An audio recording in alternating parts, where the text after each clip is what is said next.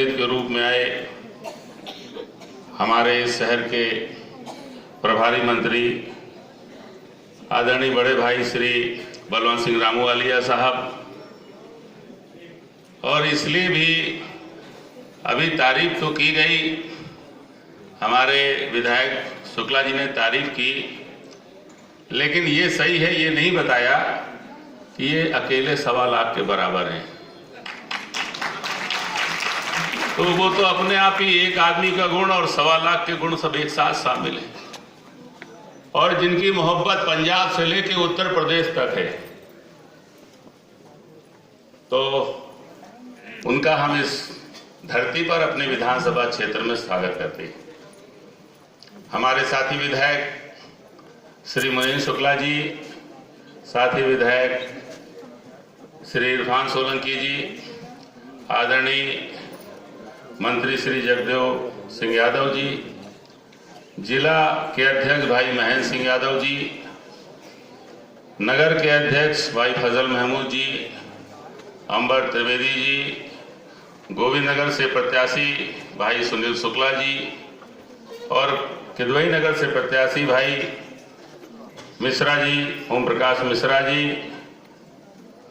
हमारे सभी पार्षदगण, हमारे डिस्ट्रिक्ट मजिस्ट्रेट, जिनकी कार्यशैली की हम प्रशंसा भी करते हैं और सराहना भी करते हैं, श्री कौशल शर्मा जी, सीडीओ साहब, एसीएम साहब, और कानपुर डेवलपमेंट अथॉरिटी के सेक्रेटरी भाई सिंह साहब, और सारे अधिकारीगण, हमारे समाजवादी पार्टी परिवार के सभी हमारे भाई और साथी, हमारे नेतागण, मेरी बहनें, और मेरे सामने उपस्थित मेरे बड़े परिवार के सभी आदरणीय बुजुर्ग, मेरी माताएं, मेरी बहनें, मेरे नौजवान साथी, मेरे छोटे बच्चे और मेरी बेटियां, आप सबको बधाई,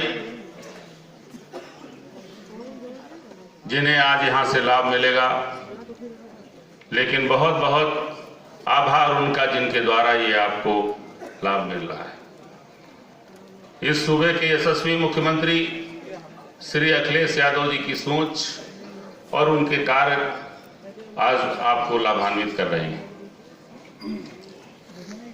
ये सही है कि आम आदमी का दर्द उन कानों तक आसानी से नहीं पहुंचता जहां से उन्हें इंसाफ मिल जाए, और ये भी सही है कि हिंदुस्तान की आज़ादी के जंग के बाद जो सपना था आज़ादी के दीवानों का कि जब वतन आज़ाद होगा तो देश में शासक हमारे देश के लोग होंगे, और देश की सत्ता को के साथ साथ जो काम देखने वाले लोग होंगे, ब्यूरोक्रेसी भी हमारे देश की होगी, तो आम आदमी को इंसाफ मिलेगा, न्याय मिलेगा, आम आदमी के हक मिलेंगे, हर गरीब को इंसाफ मिलेगा, और कोई बच्चा ऐसा नहीं जो स्कूल पढ़ने नहीं जा पाएगा, कोई गरीब ऐसा नहीं होगा जिसके सर पर मुकम्मल छत नहीं होगी, और कोई इस देश में भूखा नहीं सोएगा, नाइंसाफी नहीं होगी। इस सपने के साथ वतन आजाद हुआ था।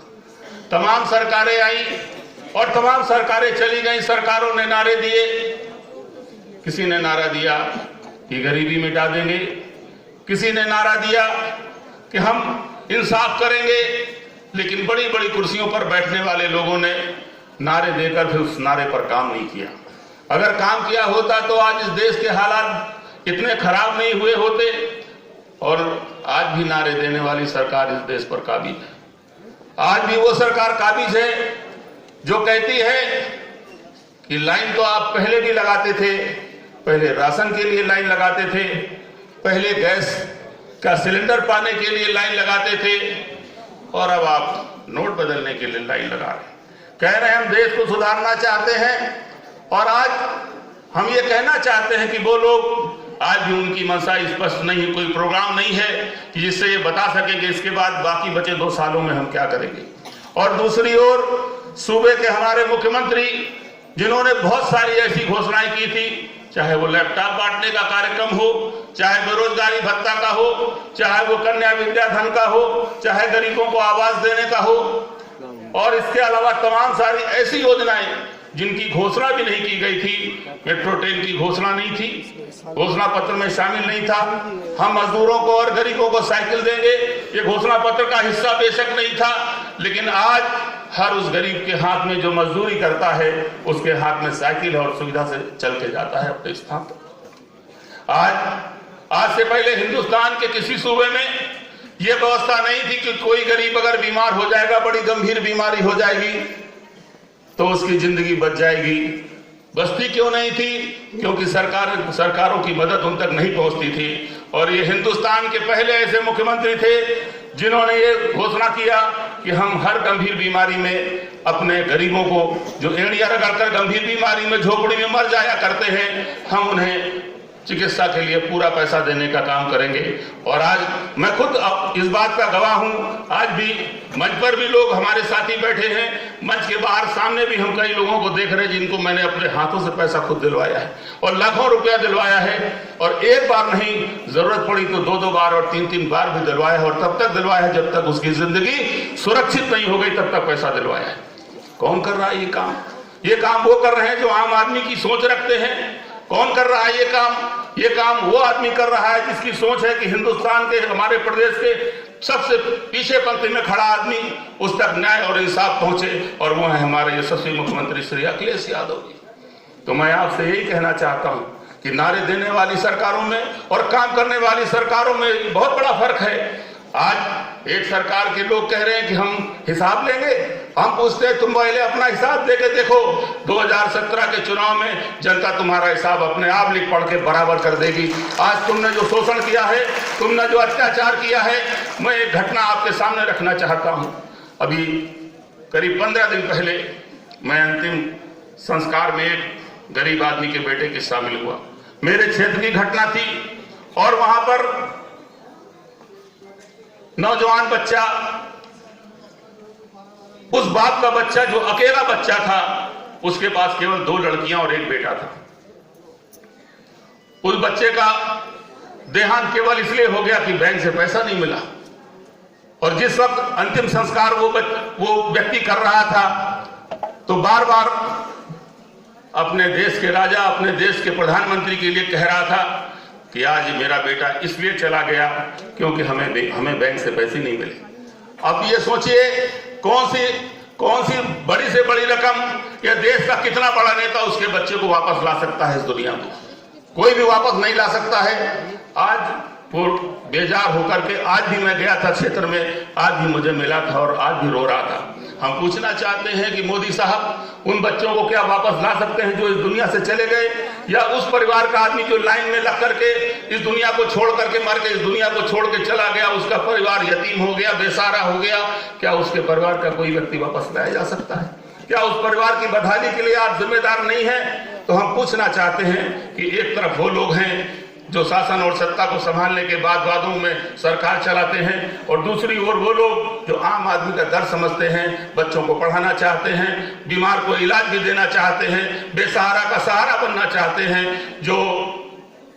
जिनके पास रहने के लिए छत नहीं है उनके बच्चों को छत भी देना चाहते हैं। तो आपको तय करना है। और मेरा मानना है कि अगर उत्तर प्रदेश में भी सर्वे हुआ था, किसी का मैंने तो नहीं देखा पड़ा, लेकिन मैंने सुना है कि 84% लोगों की ये लाइकिंग थी कि उत्तर प्रदेश का मुख्यमंत्री श्री अखिलेश यादव जी को होना चाहिए। और हम पूछते हैं क्यों नहीं होना चाहिए? जो आम आदमी का दर्द अपने दिल में रखता हो, जो आम आदमी की बात करता हो, आम आदमी के लिए सोचता हो, जो उत्तर प्रदेश को प्रगति के रास्ते पे बहुत दूर तक ले जाना चाहता हो, तो निश्चित रूप से मेरा मानना है कि उस आदमी का हक बनता है कि उसे एक बार नहीं बल्कि बार बार मुख्यमंत्री बनना चाहिए, ताकि प्रदेश के आम आदमी को हमेशा न्याय मिले, इंसाफ मिले, उसकी जरूरतें सुनी जाएं और आम आदमी का दर्द उसका पूरा का पूरा निवारण हो। मैं इन्हीं शब्दों के साथ आप सभी लोगों को बहुत बहुत धन्यवाद देता हूं और बहुत बहुत शुभकामनाएं देता हूं, जिन्हें आज कोई ना कोई लाभ मिलने वाला है। और इस शहर की तस्वीर मैंने तो यहाँ पर कहा था, सीएम साहब जब आए थे पिछली बार एक मीटिंग में, तो मैंने कहा था कि शहर को गोद ले लीजिए। सीएम साहब ने कहा था कि गोद लेने की प्रथा नहीं हम डालना चाहते, लेकिन हमारा मानना है जितनी योजनाओं का लोकार्पण आज हो रहा है और जितनी योजनाओं का शिलान्यास हो रहा है, ये गोद लेने जैसी स्थिति है। आज भी कई 100 करोड़ रुपए की योजनाओं का और इस कानपुर की पूरी तस्वीर जो आज बदल गई। अब बोलिए, यहाँ से लोग पहले जाते थे, जिनको लखनऊ जाना होता था पहले जाजमऊ जाते थे, आज आप गंगा बैराज से होकर निकल जाते हैं। ये मुख्यमंत्री जी की देन है। आज शहर में कभी मेट्रो के बारे में सोचा नहीं था, लेकिन आज मेट्रो का शिलान्यास हो गया और अगली सरकार में मेट्रो कानपुर में चलती नजर आएगी। ये माननीय मुख्यमंत्री की सोच और देन है। तो मैं ऐसे मुख्यमंत्री को बार बार सलाम करता हूं और आपको मैं कहना चाहता हूं कि ऐसे लोग जो आपके बारे में सोचते हैं, जो आपकी चिंता करते हैं, उनके हाथों को मजबूत करने का काम करिए। अगर वो हाथ मजबूत होंगे तो आपको इंसाफ मिलेगा, न्याय मिलेगा। मेरी बहुत बहुत शुभकामनाएं। जय हिंद।